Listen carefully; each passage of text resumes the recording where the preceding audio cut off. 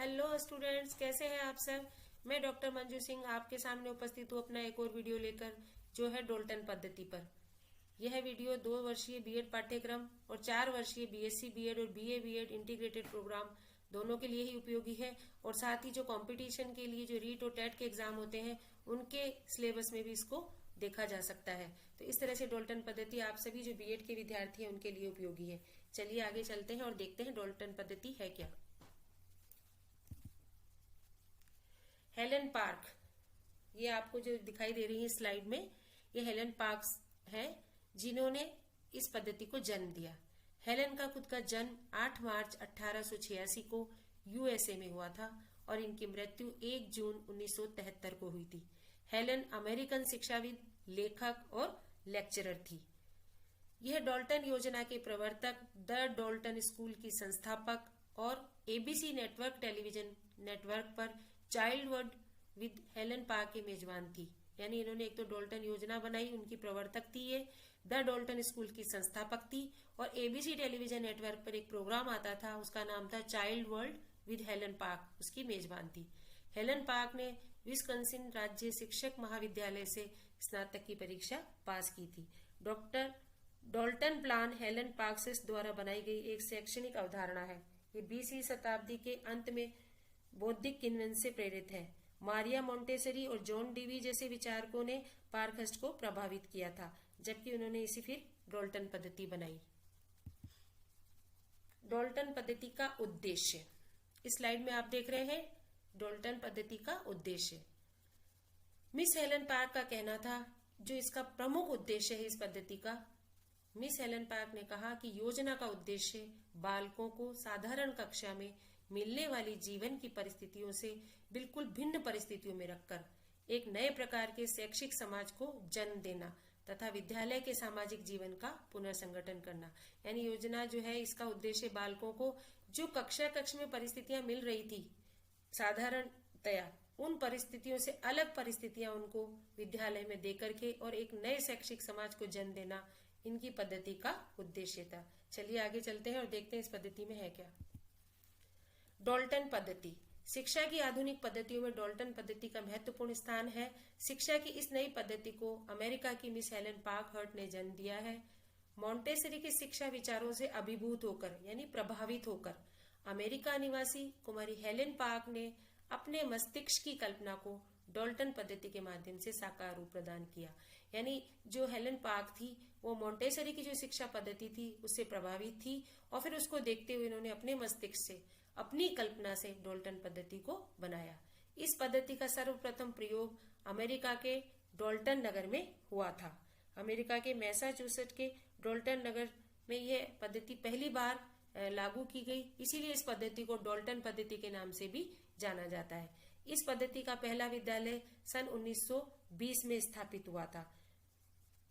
11 और 12 वर्ष की आयु के बालकों के लिए ये पद्धति उपयोगी और सफल मानी जाती है।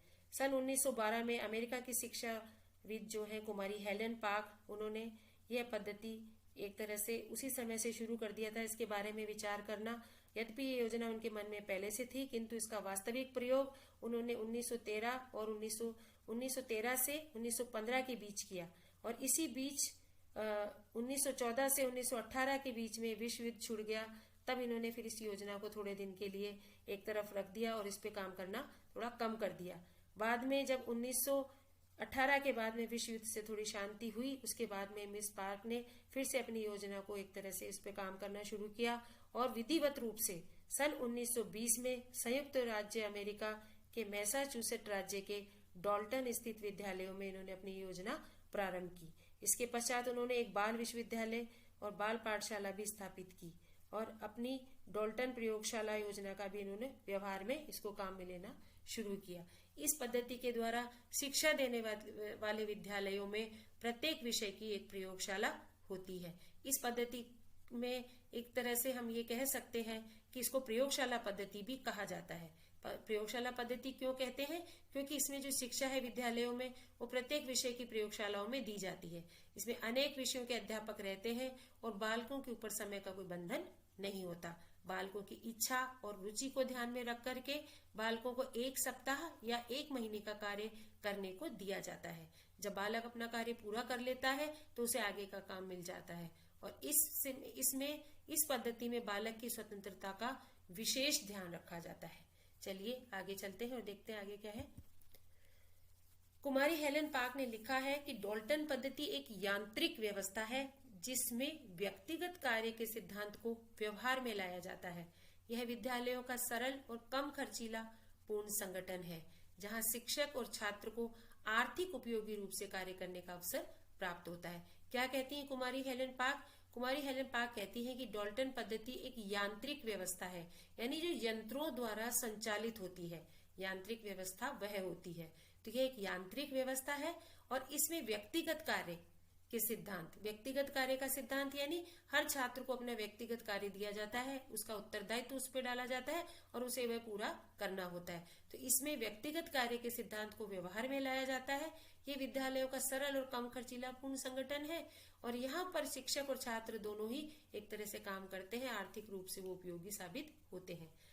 इस प्रकार डाल्टन योजना एक प्रकार का समझौता है जिसके अनुसार बालक को एक निश्चित समय अवधि में कार्य को परिणाम देना होता है, यानी एक निश्चित समय बालक को दिया जाता है और उस समय में उसको अपना कार्य पूरा करना होता है। कार्य करने के लिए उसे सभी प्रकार की सुविधाएं उपलब्ध कराई जाती है एवं पूर्ण स्वतंत्रता प्रदान की जाती है, यानी सुविधाएं तो पूरी दी जाती है और फिर कार्य के लिए वो स्वतंत्र होता है। कार्य करने हेतु स्वयं या शिक्षकों से परामर्श लेकर विभिन्न साधनों विधियों को प्रयोग में लाता है। जो वो प्रयोगशालाएं स्थापित की गई है उनमें छात्र जाता है और वहां पर जो उसके विषय से संबंधित साधन उपलब्ध है और विभिन्न प्रकार की जो विधियां काम में लाई जाती है उनका प्रयोग करके बालक अपना काम पूरा करता है। डाल्टन पद्धति विद्यालय कार्य को संगठित रूप प्रदान करने की एक विधि है जिसमें बालक स्वयं एक उद्देश्यपूर्ण प्रक्रियाओं में लगा रहता है, यानी बालक के सामने एक उद्देश्य रख दिया जाता है कि उसको ये काम इस उद्देश्य से करना है और इतने समय में करना है, तो बालक अपनी जिम्मेदारी से उस कार्य को पूरा करता है। इस प्रकार हम इन 2 लाइनों में इसका अर्थ देखेंगे कि डाल्टन का तात्पर्य उस पद्धति से है जिसमें बालकों को उनकी रुचि, उनकी इच्छा के अनुकूल कार्यों को सुविधा युक्त प्रयोगशालाओं में दिए गए समय में पूरा करते हुए अपने व्यक्तित्व का उत्तरदायित्वपूर्ण समुचित विकास करने का अवसर प्राप्त होता है। इन 2 लाइनों में हम जो पूरी डाल्टन पद्धति है उसको समझ सकते हैं कि डाल्टन पद्धति वह पद्धति है जिसमें बालकों को जो कार्य दिया जाता है वह उनकी रुचि और इच्छाओं के अनुकूल होता है, उनको पूरी सुविधाएं दी जाती है प्रयोगशाला में, उनको समय दिया जाता है उस काम को पूरा करने के लिए और उनके व्यक्तित्व में एक तरह से उनके उत्तरदायित्व उन पर डाला जाता है और उनके व्यक्तित्व को उत्तरदायित्वपूर्ण बनाने का कोशिश किया जाता है।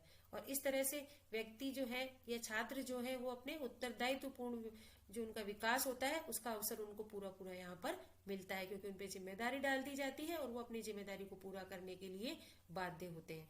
तो आगे चलते हैं और देखते हैं आगे क्या। अब आता है डाल्टन पद्धति के गुण या विशेषताएं।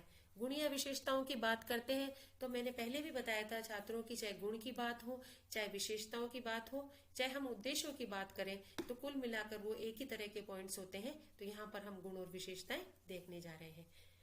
पहला जो इसमें आता है कि योग्यता अनुसार प्रगति का अवसर। इस पद्धति का प्रमुख गुण यह है कि इसमें प्रत्येक बालक को उसकी योग्यता, उसकी रुचि, उसकी शक्ति तथा उसकी गति के अनुसार शिक्षा प्राप्त करने की स्वतंत्रता होती है, यानी हर बालक की अपनी अपनी योग्यताएं होती है। इसलिए जैसी जिस बालक की योग्यता और रुचि होती है, क्षमता होती है, उसके अनुसार उसको कार्य करने का अवसर दिया जाता है। दूसरा इसमें आता है कि कार्य की निरंतरता, यानी इस पद्धति के अनुसार ज्ञानार्जन का कार्य निरंतर होता रहता है, उसका क्रम कभी भंग नहीं होता, यानी ज्ञान लेने का जो काम है या ज्ञान अर्जित करने का जो काम है वो लगातार चलता रहता है। यदि विद्यार्थी किसी कारण से विद्यालय में उपस्थित नहीं रह पाता तो वह अपनी कमी को, अपने पिछड़े कार्य को स्वयं प्रयत्न करके पूरा करता है। उसमें किसी विद्यार्थी का कार्य अन्य विद्यार्थी पर निर्भर नहीं होता। कहने का तात्पर्य यह है कि जैसे साधारण जो परंपरागत कक्षा कक्ष होते हैं वहां पर तो विद्यार्थी सभी मिलकर काम करते हैं। अगर कोई विद्यार्थी अनुपस्थित रहते हैं, ज्यादा विद्यार्थी, तो शिक्षक अपना काम पूरा नहीं करता है। कोई महत्वपूर्ण अगर उनको कोई टॉपिक पढ़ाना है, महत्वपूर्ण कोई विषय पढ़ाना है, तो वो इंतजार करते हैं कि कक्षा में उनकी जो उपस्थिति है बालकों की वो ज्यादा से ज्यादा हो, तब वह अपने कार्य को पूरा करे। लेकिन यहाँ पर विद्यार्थी किसी कारण से विद्यालय में अगर उपस्थित नहीं रह पाता है तो अपनी कमी को, अपने पिछड़े कार्य को वह स्वयं ही पूरा करता है। उस पिछड़े हुए कार्य को करने की उसकी स्वयं की जिम्मेदारी होती है। उसमें किसी और विद्यार्थी का कार्य एक अन्य विद्यार्थी पर निर्भर नहीं होता है और इससे सभी विद्यार्थियों का जो कार्य है वो सफल नहीं करता है। सभी विद्यार्थी अपना काम करते रहते हैं और जो एब्सेंट रहा है, जो अनुपस्थित रहा है, उसको अपना कार्य खुद को करना पड़ता है। तो कार्य की जो निरंतरता है वो चलती रहती है, कार्य की जो गति है उसमें कोई बाधा उत्पन्न नहीं होती। अगला बिंदु पर चलते हैं और अगला बिंदु है समय का सदुपयोग। प्रत्येक बालक अपना कार्य समय से करता है, इसीलिए इस पद्धति में समय का दुरुपयोग नहीं होता और इस पद्धति में विद्यार्थियों के अनुत्तीर्ण होने का कोई प्रश्न ही नहीं उठता। यानी प्रत्येक बालक जो कार्य करता है वो समय से करता है, इसीलिए समय का यहाँ पर सदुपयोग होता है, कोई समय खराब नहीं होता है। इस पद्धति में क्योंकि औपचारिक रूप से किसी प्रकार की परीक्षाएं नहीं ली जाती है, इसीलिए इसमें विद्यार्थी अनुत्तीर्ण भी नहीं होते हैं, क्योंकि परीक्षा ही नहीं होगी तो अनुत्तीर्ण भी नहीं होंगे। अगला बिंदु आता है कि सभी विषयों का यथोचित अध्ययन, यानी इस पद्धति में विद्यार्थियों को विषयों का चयन करने की पूर्ण स्वतंत्रता होती है। वह किसी विषय को जितना चाहे पढ़ सकते हैं। इसमें बालक किसी भी विषय का गहन अध्ययन भी कर सकता है। यानी यहाँ पर सभी विषयों को थोड़ा थोड़ा पढ़ने को मिलता है विद्यार्थियों को, और जिस विषय में उनकी रुचि है उस विषय को वो फिर ज्यादा अध्ययन कर सकते हैं, उसका गहन अध्ययन कर सकते हैं। और जिस विषय में उनकी रुचि नहीं है तो उसका केवल वो थोड़ा बहुत ज्ञान प्राप्त करके और अगले विषय पर चले जाते हैं। तो इस तरह से सभी विषयों का ज्ञान तो लेते हैं और सभी विषयों का यथोचित अध्ययन उनको करने का अवसर मिलता है। आगे चलते हैं अगले बिंदु पर कि अपने स्रोतों से ज्ञान संचय करने का अवसर, कि इस पद्धति में बालकों को शिक्षा प्राप्त करने का अवसर मिलता है। विद्यार्थी अपने पाठ स्वयं तैयार करते हैं और अन्य कार्य भी स्वतंत्रता पूर्वक अकेले रहकर करते हैं। इसके लिए वे प्रयोगशाला में विभिन्न पुस्तकों और साधनों का अध्ययन करते हैं। अपने स्रोत यानी अपने साधन से ज्ञान संचय करने का उनको अवसर मिलता है। बालक जो भी पढ़ते हैं, अपनी शिक्षा प्राप्त करते हैं, उनके पाठ वो स्वयं ही तैयार करते हैं। चलिए और आगे देखते हैं कि और कौन कौन सी गुण और विशेषताएं हैं।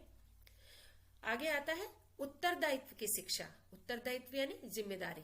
इस पद्धति में बालक पर ही अपने पाठ को पूरा करने का उत्तरदायित्व रहता है।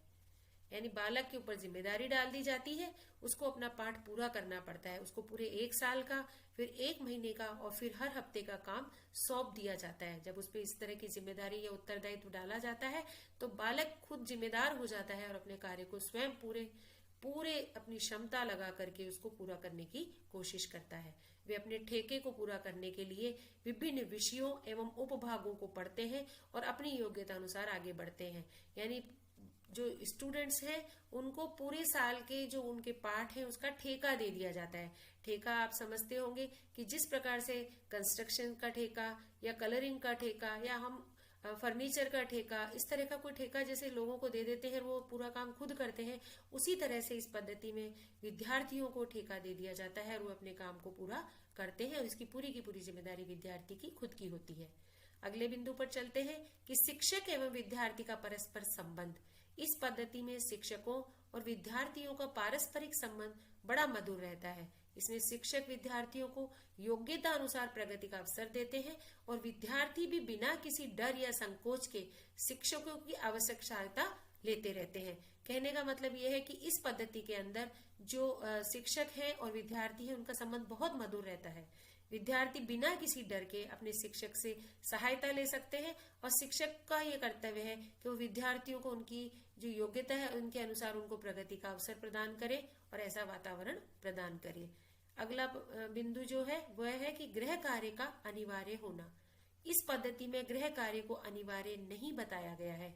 विद्यार्थी द्वारा संपूर्ण कार्य विद्यालय अध्ययन की प्रयोगशालाओं में पूरा करने का प्रयास किया जाता है। घर पर अपने स्रोतों से ज्ञान संचय करना व अध्ययन करना इनकी इच्छा पर निर्भर करता है।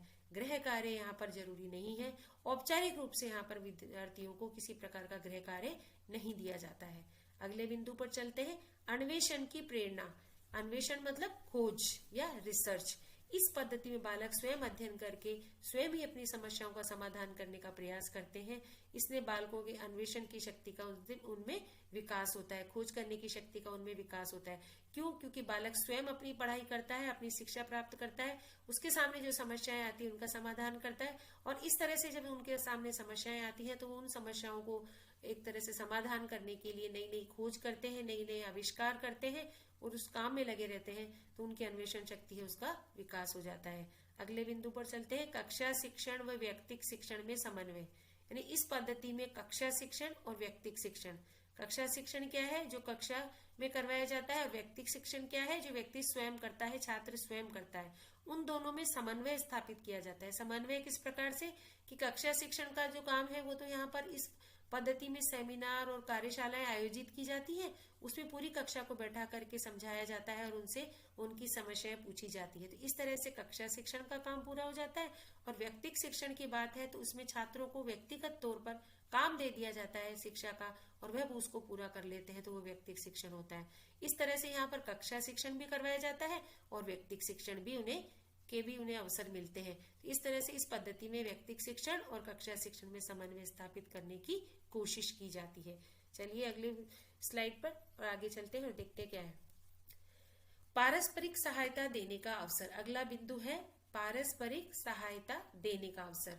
इस पद्धति में सम्मेलनों तथा विचार विमर्श सभाओं को बहुत अधिक महत्व दिया जाता है।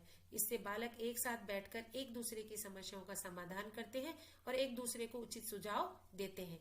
इस प्रकार इस पद्धति में बालकों को पारस्परिक सहायता देने का अवसर प्राप्त हो जाता है।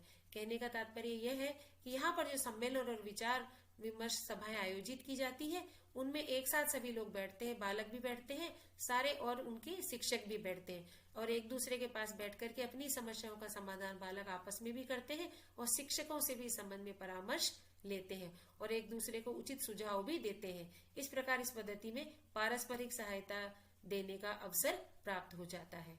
अगले बिंदु पर चलते हैं, ग्राफ रिकॉर्डों का महत्व। इस पद्धति में ग्राफ रिकॉर्ड रखने की व्यवस्था है।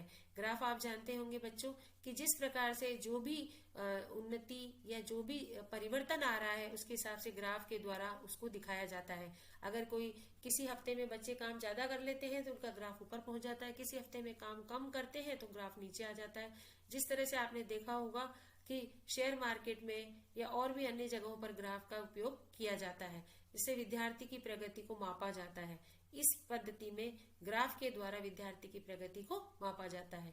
इन दिनों में विद्यालयों में के कार्यों एवं समन्वय के सदुपयोग आदि का लेखा जोखा रहता है और इसके द्वारा विद्यार्थियों को प्रेरणा भी मिलती रहती है। विद्यार्थियों को पता चलता रहता है कि उन्होंने किस तरह का काम किया है, किस हफ्ते में उन्होंने कितना काम किया है, किस हफ्ते में उन्होंने कम काम किया है, किस हफ्ते में उन्होंने ज्यादा काम किया है। ग्राफ रिकॉर्डों का इसलिए महत्व है क्योंकि इसके द्वारा विद्यार्थी अपनी प्रगति को देखता रहता है। अगले बिंदु पर चलते हैं और अगला बिंदु है कक्षा शिक्षण और परीक्षा प्रणाली के दोषों से मुक्त। यानी जो परंपरागत तरीके से कक्षा शिक्षण करवाया जा रहा था और परंपरागत तरीके से जो प्रणाली थी परीक्षा प्रणाली, उन दोनों के जो दोष थे इसमें इस पद्धति में उन दोषों को दूर कर दिया जाता है, क्योंकि ये दोनों ही काम जो है इस पद्धति में नहीं होते हैं। यह पद्धति कक्षा शिक्षण के दोषों से मुक्त है क्योंकि इसमें बालक की व्यक्तिगत भिन्नता पर काफी ध्यान दिया जाता है। कक्षा में जब बालक पढ़ते हैं तो पूरी की पूरी कक्षा को एक साथ एक ही शिक्षक पढ़ाता है। वहां पर कुछ बालक मंदबुद्धि होते हैं, कुछ प्रतिभाशाली बालक होते हैं, कुछ मध्यम प्रकार के होते हैं। इस तरह से जो व्यक्तिगत भिन्नता उनमें होती है उसका ध्यान वहां पर नहीं रखा जाता है कक्षा शिक्षण में। लेकिन इस पद्धति के बालक के सिर पर परीक्षा का भूत भी सवार नहीं होता है, क्योंकि उसमें परीक्षा का फिर कोई महत्व नहीं दिया जाता है। उसका पूरा कार्य होने के बाद में बालक को एक नई कक्षा में प्रवेश दे दिया जाता है। तो परीक्षा का जो भूत है, परीक्षा का जो भय है, उससे बालक को मुक्ति मिल जाती है और इसको इस तरह का कोई तनाव नहीं रहता है। अगले बिंदु पर चलते हैं, अनुशासन। अनुशासन की समस्या का समाधान कार्य करने के लिए पूर्ण रूप से स्वतंत्र होने और रुचिपूर्ण कार्य करने के कारण बालकों के मन की भावनाओं का दमन नहीं होता और उनमें अनुशासनहीनता उत्पन्न करने के लिए तनिक भी प्रेरणा नहीं मिलती। इस पद्धति में बालक पर विश्वास भी किया जाता है।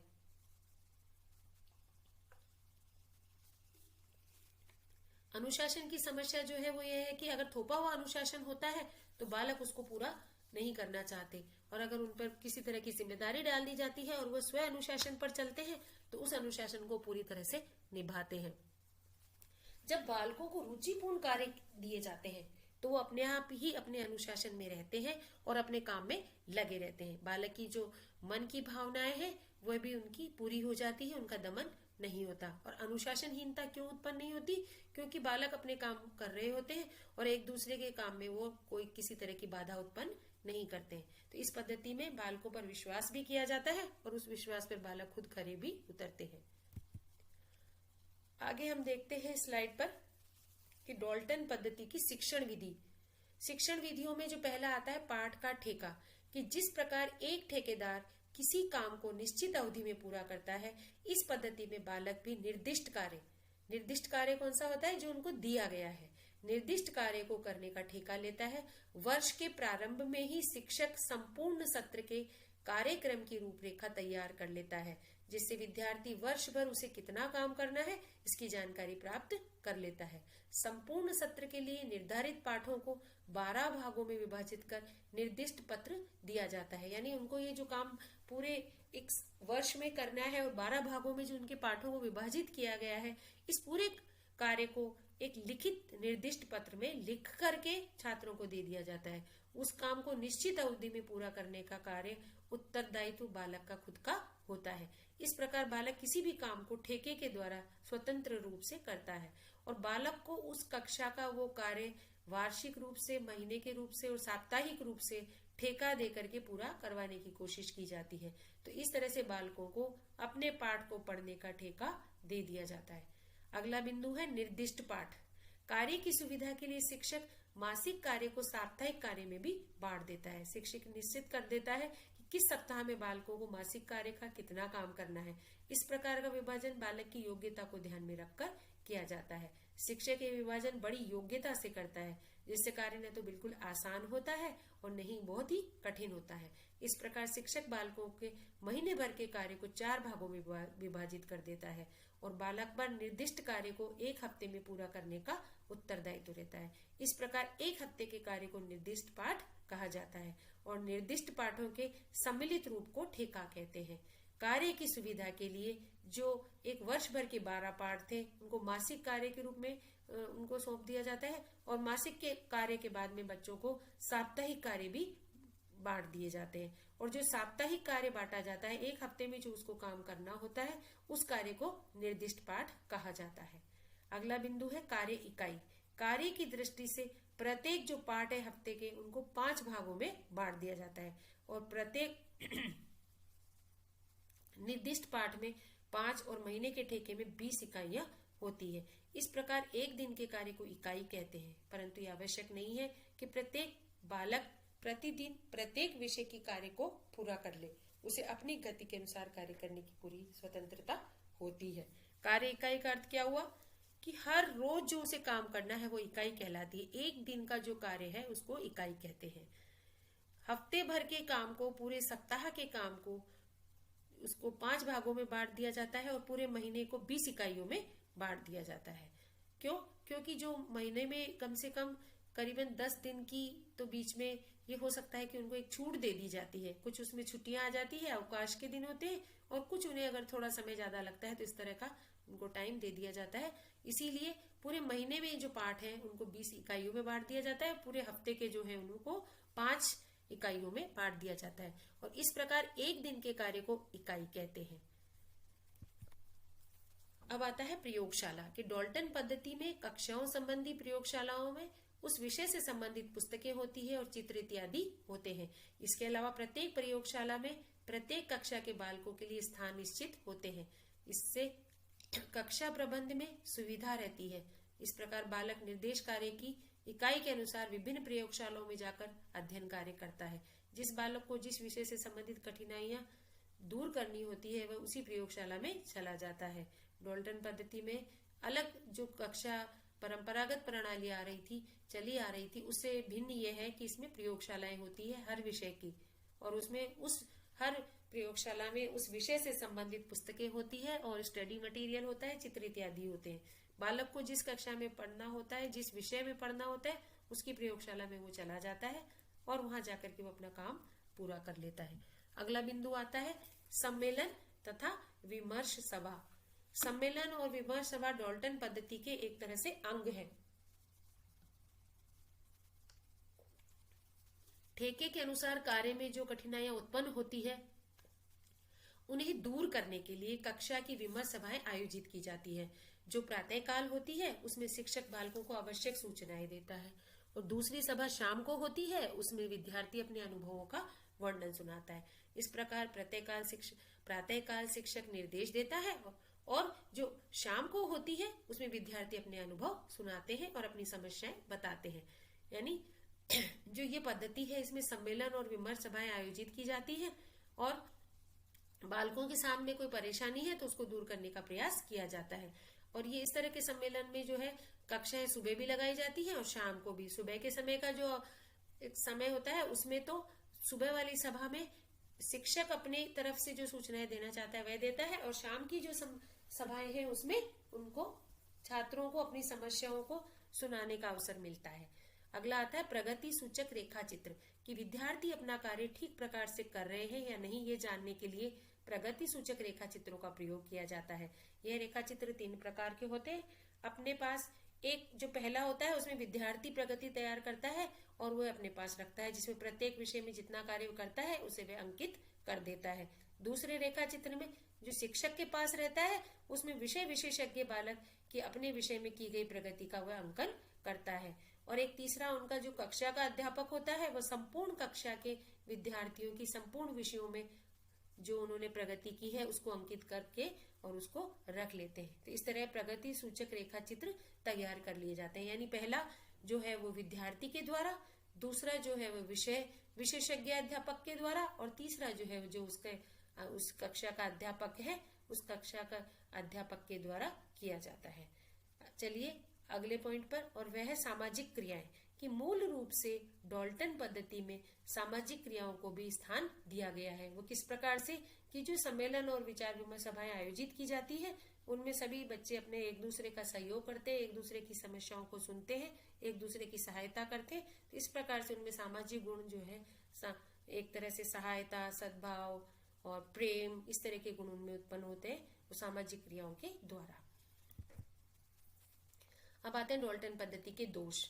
इस पद्धति के जो दोष हैं उनमें आता है पहला कि व्यक्तिक शिक्षण पर विशेष बल। इस पद्धति में व्यक्तिक शिक्षण पर विशेष बल दिया जाता है। सामूहिक शिक्षण इसमें एक तरह से नगण्य होता है या गौण होता है। कभी कभी महीने में जो सभाएं आयोजित की जाती है तभी सामूहिक रूप से बच्चे बैठते हैं और अपना विचार विमर्श करते हैं। बाकी जो पूरा काम है पढ़ाई का, शिक्षा का, वो व्यक्तिक तौर पर करते हैं। यहाँ पर व्यक्तिक शिक्षण पर विशेष बल दिया जाता है। दूसरा आता है शिक्षकों की स्वतंत्रता पर प्रतिबंध। इस पद्धति में जो पूरी की पूरी गाइडलाइन है उनको शिक्षकों को पहले से दे दी जाती है। शिक्षक यहाँ पर बिल्कुल भी स्वतंत्र नहीं है। अगर शिक्षक अपने तरीके से कुछ काम करवाना चाहता है तो वो बिल्कुल भी नहीं करवा सकता है। उसे तो उन बंधनों में बंधा रहना होता है और उन नियमों के अनुसार ही वो अपना काम करवाता है। शिक्षकों के प्रभाव में कमी। इस पद्धति में शिक्षकों के प्रभाव में कमी इसलिए कहते हैं क्योंकि शिक्षक खुद अध्ययन करवाता ही नहीं है। शिक्षक का काम सिर्फ एक काम को संभालना और एक गाइड की तरह होता है। तो शिक्षक का प्रभाव जो है इतना बच्चों पर नहीं पड़ पाता है। योग्य एवं प्रशिक्षित शिक्षकों का अभाव। इसमें जो बच्चों की रुचि, उनकी योग्यता के अनुसार जो उनको काम देना है ये बहुत ही मुश्किल काम है।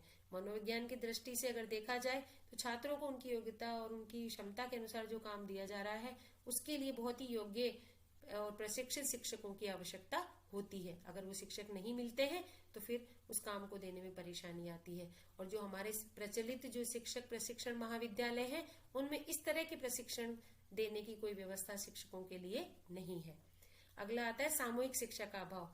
इस पद्धति में सामूहिक शिक्षा नहीं दी जाती। कक्षा शिक्षण जो करवाया जाता है परंपरागत तरीके से उसके इसमें अभाव होता है। कभी कभी बच्चे आपस में मिलते हैं और समूह में कोई काम करते हैं, नहीं तो व्यक्तिगत तौर पर ही सभी बच्चे काम करते रहते हैं। इसमें उत्तम पुस्तकों का अभाव।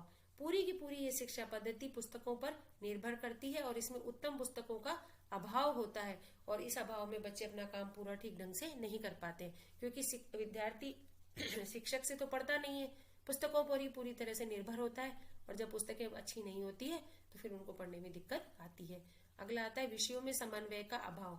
इस पद्धति में जो विषय है पढ़ाए जाते हैं उनमें समन्वय का अभाव होता है, क्योंकि हर प्रयोगशाला में जाकर विद्यार्थी पढ़ता है और जो विषय के अध्यापक है वो आपस में इतना बात नहीं करते हैं और इतने विषय को समन्वय का यहाँ पर स्थान नहीं दिया जाता है। अनैतिक कार्य होने की आशंका। इस पद्धति में अनैतिक कार्य इस प्रकार से हो सकते हैं कि छात्र एक दूसरे की नकल कर सकते हैं।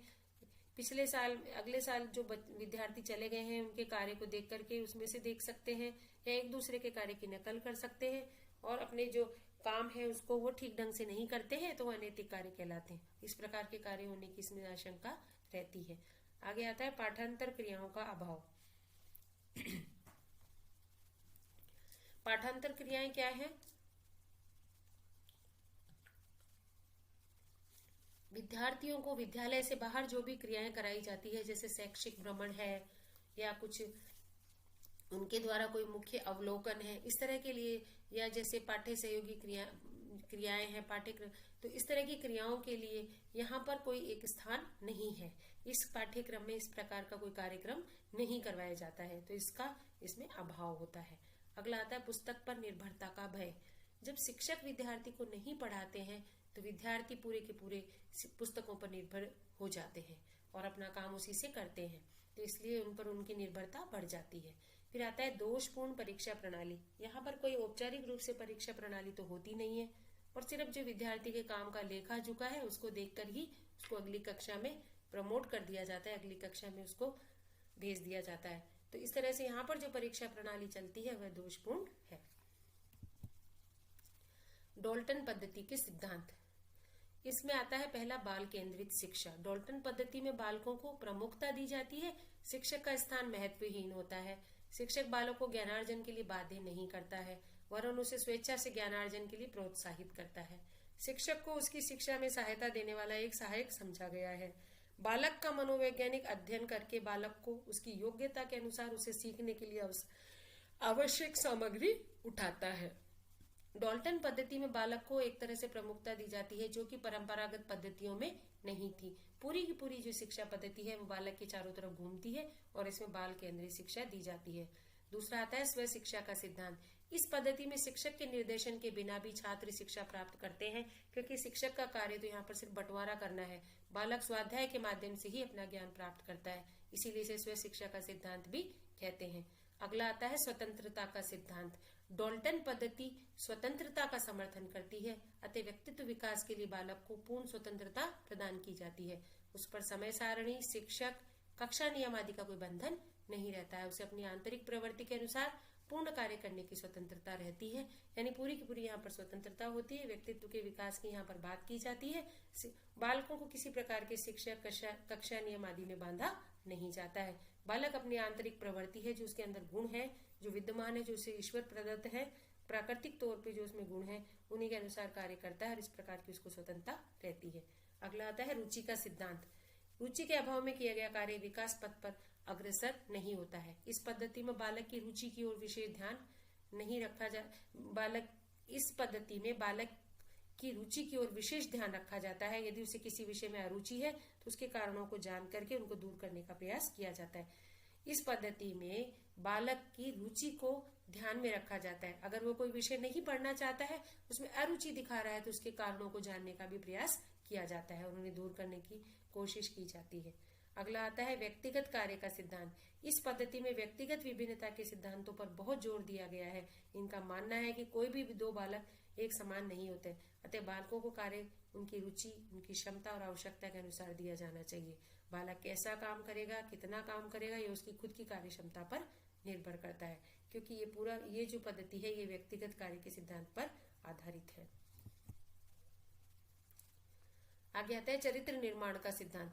बालक के चारित्रिक विकास के लिए व्यक्तिगत और सामूहिक रूप से विभिन्न कार्यों को संपादित करने के लिए प्रोत्साहन दिया जाता है। व्यक्तिगत कार्य उसमें परिश्रम, आत्मनिर्भरता, कर्तव्य निष्ठता और उत्तरदायित्व पूर्णता आदि गुणों का विकास करते हैं। सामूहिक कार्यों में उसमें सहयोग, उपस्थित बालक के आदर्श चरित्र को आधारशिला बनाया जाता है और सामूहिक कार्यों में उसमें सहयोग, सद्भावना, सहायता, सहानुभूति, स्वार्थहीनता आदि गुणों का विकास होता है। यानी व्यक्तिगत तौर पर तो उसमें कौन से गुण होते हैं? आत्मनिर्भरता, कर्तव्यनिष्ठता और उत्तरदायित्वपूर्णता। और सामूहिक रूप से अगर वो कार्य करता है तो उसमें कौन से गुणों का विकास होता है? सहयोग, सद्भावना, सहायता और सहानुभूति और स्वार्थहीनता। इस तरह से पूरे के पूरे बालक के चरित्र निर्माण की इस पद्धति में कोशिश की जाती है। अगला आता है आत्मानुशासन का सिद्धांत। यहाँ बालक को कार्य करने की संपूर्ण स्वतंत्रता प्रदान की गई है। वहाँ साथ ही साथ कुछ उत्तरदायित्व निभाने की बात भी की गई है। इस योजना के अंतर्गत बालक अपने उत्तरदायित्व को निभाने और कार्य को संपन्न करने में इतने व्यस्त रहते हैं कि अन्य बालकों की स्वतंत्रता में किसी प्रकार की बाधा उत्पन्न करने का समय उनको नहीं मिलता। इस कारण विद्यालय में अनुशासन बना रहता है। यानी छात्र जो काम कर रहे होते हैं उसमें वो अपने काम में इतने व्यस्त रहते हैं कि एक दूसरे में कोई बाधा नहीं पहुंचाते हैं और सब अपना अपना काम करते रहते हैं। और इस प्रकार से जो अनुशासन है वो अपने आप ही बने रहता है।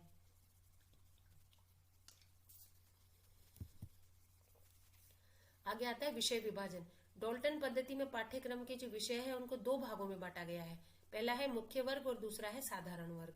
मुख्य वर्ग में कौन कौन से विषय आते हैं? जो मुख्य विषय है, जैसे भाषा, भूगोल, इतिहास, विज्ञान, गणित आदि। और साधारण विषयों में कौन से विषय आते हैं? जैसे जो हॉबी वाले हैं, संगीत, कला, गृह विज्ञान, बागवानी आदि। जैसे अभी हमारे यहाँ पर जो ऑप्शनल विषय चलते हैं और कंपल्सरी विषय चलते हैं, उसी तरह से इस पद्धति में मुख्य वर्ग और साधारण वर्ग में इन विषयों को बांटा गया है। आगे आता है वार्षिक ठेके की कार्य योजना। जो वार्षिक ठेका बच्चों को दिया जाता है उसकी कार्य योजना किस तरह से तैयार की जाती है वो इसमें बताया गया है। छात्रों के लिए 10 माह की वार्षिक ठेके की कार्य योजना बनाई जाती है और उसमें निम्नांकित बातें आती है। पहला आता है प्रस्तावना, यानी पूरे जो उनको प्रक्रिया करनी है उसमें थोड़े शब्दों में 1 महीने के लिए दिए जाने वाले का जो काम है उसका थोड़ा सा परिचय इसमें प्रस्तावना में दे दिया जाता है। दूसरा आता है विषय अंग। जो विषय दिए जाएंगे उसके विशेष अंग, उसका भाग, उसके पाठ, उसके अंश। अगर वो भाषा है तो उसकी रचना, व्याकरण, कविता, नाटक, गद्य, कहानी आदि का उल्लेख उसमें किया जाता है। और यह भी बताया जाता है कि उससे ये काम कितने समय में अपेक्षित है। इस तरह से विषय अंग यानी विषयों के जो अंग है उनको विशेष प्रकार से उनको ठीक तरह से उसको समझा दिया जाता है। आगे आता है समस्याएं। उन सब बातों का उल्लेख किया जाता है जिसके लिए छात्रों को मन या विचार करना पड़े, जैसे यंत्र बनाना, मानचित्र बनाना, वैज्ञानिक प्रयोग करना या दार्शनिक विवेचन करना आदि। यानी बालक के सामने पढ़ते समय और कौन सी समस्या आने वाली है, जैसे उसको कुछ यांत्रिक उसको यंत्र बनाने पड़ेंगे, उसको मानचित्र वगैरह बनाने पड़ेंगे, उसको कुछ वैज्ञानिक प्रयोग करने पड़ेंगे, लैब्स में एक्सपेरिमेंट करने पड़ेंगे, और अगर वो दर्शन पढ़ रहे हैं तो दार्शनिक विवेचन करना पड़ेगा। इस तरह की जो समस्या आने वाली है उसकी तैयारी के लिए उनको पहले से ही बता दिया जाता है। फिर आता है लिखित कार्य। लिखने के कार्य की पूरी सूची उनको दे दी जाती है। जिस तिथि को लेख लिखना है उसका भी इसमें स्पष्ट उल्लेख होता है। यानी जिस लिखने का काम उनको पूरी की पूरी सूची दे देते हैं और जिस भी डेट को उनको वो काम लेना है उनसे, इस बात का उनको पहले से ही उल्लेख कर दिया जाता है। आगे आता है कंठस्थ करने योग्य कार्य। उन सब कविताओं या अनुच्छेदों का उसमें उल्लेख होता है जिसको उनको कंठस्थ करना है, यानी उनको याद करना जरूरी है। जैसे मान लीजिए अगर मैथ्स पढ़ रहे हैं तो उसमें उनको कंठस्थ करने की चीजें होंगी कि वो टेबल्स याद करेंगे या उस तरह से गिनती याद करेंगे, काउंटिंग याद करेंगे। और अगर मान लीजिए भाषा की पढ़ाई कर रहे हैं तो उसमें रचना के और व्याकरण संबंधी जो नियम है उनको वो रटेंगे, उनको याद करेंगे। अगर वो कबीर के दोहे वगैरह पढ़ रहे हैं तो उन दोहों को वो अच्छी तरह से रटेंगे, याद करेंगे। दोहों का जो केंद्रीय भाव है उसको भी वो याद करेंगे। इस तरह से पाठ में जो कंठस्थ करने योग्य कार्य है वो भी उनको पहले से बता दिया जाता है कि ये कार्य उनको याद करने हैं। आगे आता है सम्मेलन। कार्य योजना में अतिथियों का भी उल्लेख होता है। जब पूरी कक्षा को एक साथ बैठाकर उस विषय पर बातचीत करनी होती है या कुछ विषय समझाने होते हैं, इसमें जो कार्य योजना या सेमिनार आयोजित की जाएगी और उसमें जो अतिथि बुलाए जाएंगे, उसमें अतिथि बुलाए जाते हैं और अतिथि को जिस विषय के लिए बुलाया जाएगा, विषय विशेषज्ञ उसमें आते हैं, तो उसमें क्या बातचीत करनी है और उस तरह से किस पर वो बात करेंगे, इस बारे में उनके पहले से ही थोड़ा सा बता दिया जाता है। फिर आता है सहायक पुस्तकें। कार्य योजना के साथ उन पुस्तकों तथा पत्र पत्रिकाओं के नाम, उनके अध्याय तथा पृष्ठ भी दे दिए जाते हैं जिनसे सहायता लेना आवश्यक हो। सहायक पुस्तकें सहायक का काम करती है, तो उस विषय से संबंधित वो पुस्तकें होती है, पत्र पत्रिकाएं होती है, कुछ उनके नोट्स होते हैं। इस तरह के उनको कुछ उनको दे दिए जाते हैं ताकि वो आगे जाकर के अपना काम उनमें से देख करके कर ले। फिर आता है प्रगति विवरण कि बालक को यह भी बता दिया जाता है कि उसे प्रगति का लेखा किस प्रकार बनाना है। उसमें क्या होता है, आत्मविश्वास बना रहता है और वह समझता है कि हमें इतना ज्ञान प्राप्त किया है, कितना कार्य उन्होंने किया है, कितना कार्य उनको करना है और उन्होंने कितनी उन्नति की है, इस बात का विवरण प्रगति विवरण में होता है। इसके लिए कक्षा में भी एक प्रगति पत्र रहता है और छात्र के पास भी, जिसमें वह अपने किए हुए काम की प्रगति का अंकन करता चला जाता है। यानी प्रगति विवरण दो तरह से किया जाता है, एक तो छात्र के पास रहता है और एक कक्षा में भी प्रगति पत्र रहता है, उस पर हर छात्र की प्रगति को उसमें अंकित किया जाता है। अगला आता है सूचना पट्ट का अध्ययन। यदि प्रयोगशाला के सूचना पट्ट पर कोई चित्र लगाने हैं, मानचित्र लगाने हैं, अगर कोई इस तरह से लिखना है तो उसके लिए कार्य योजना तैयार की जाती है और छात्रों को उसको तैयार करने का एक तरह से ठेका उनको भी दे दिया जाता है, रोज को आम को पूरा करते हैं। सूचना पट्ट की पूरी तैयारी छात्र स्वयं करते हैं। आगे आता है विभागीय छूट। मासिक कार्य योजना बनाते समय अध्यापकों को परस्पर मिलकर इस प्रकार से कार्य विभाजन करना चाहिए कि एक ही प्रकार की कार्य की आवृत्ति दोबारा न हो, छात्र पर अनावश्यक भार न पड़े।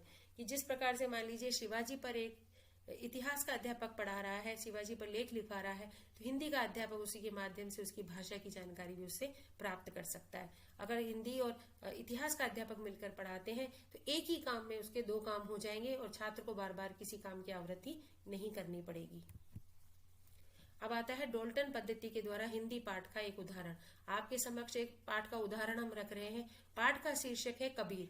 मान लीजिए पाठ हमने लिया है कबीर, इसकी जगह रसखान या इसकी जगह बिहारी, मीरा कोई भी हो सकते हैं। दूसरा इसमें आता है समस्या कि कबीर की जीवनी का अध्ययन करना और उसे निबंधात्मक रूप में लिखना। समस्या क्या दी गई है बच्चों को, काम क्या दिया गया है कि भाई कबीर की जीवनी को उनको अध्ययन करना है और उस पर निबंधात्मक रूप में उसकी जीवनी को और उसके कार्यकलापों को लिखना है। आगे आता है इसमें लिखित कार्य कि कबीर की जीवनी में आने वाले कठिन शब्द, सूक्तियां, मुहावरे और प्रमुख पंक्तियों का संकलन किया जाता है और उन्हें लिखित रूप दिया जाता है। कबीर की जीवनी से संबंधित क्या लिखेंगे अगर भाषा का पाठ चल रहा है तो जो कठिन शब्द हैं, सूक्तियां हैं, मुहावरे हैं या कोई प्रमुख पंक्तियां जो बहुत जरूरी है, इंपॉर्टेंट पंक्तियां हैं, उनका संकलन उसमें लिखित रूप दिया जाता है। कंठस्थ करने योग्य बातें क्या है कबीर के पाठ में कि कबीर के दोहों को कंठस्थ करना, उन्हें याद करना, कठिन शब्दों का जो अर्थ है उनको जानना और उसके भावार्थ को भी याद करना या समझना। तो इस तरह से कंठस्थ करने की बात क्या हुई कबीर के पाठ में, कठिन शब्द, उसका भावार्थ और उसमें जो दोहे आए हैं उनको याद करना। फिर आता है सम्मेलन कि शिक्षक सम्मेलन की तिथि, समय एवं चर्चा के विषय को बताएगा।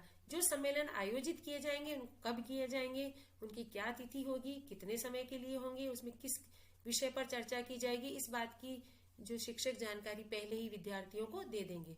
फिर आता है सहायक पुस्तकें कि कबीर से संबंधित जो पत्र पत्रिकाएं हैं, पुस्तकें हैं, उनकी जानकारी शिक्षक देगा, वे कहाँ उपलब्ध हो सकेगी इसका भी वो संकेत देगा और उसके लिए वो गाइड करेगा।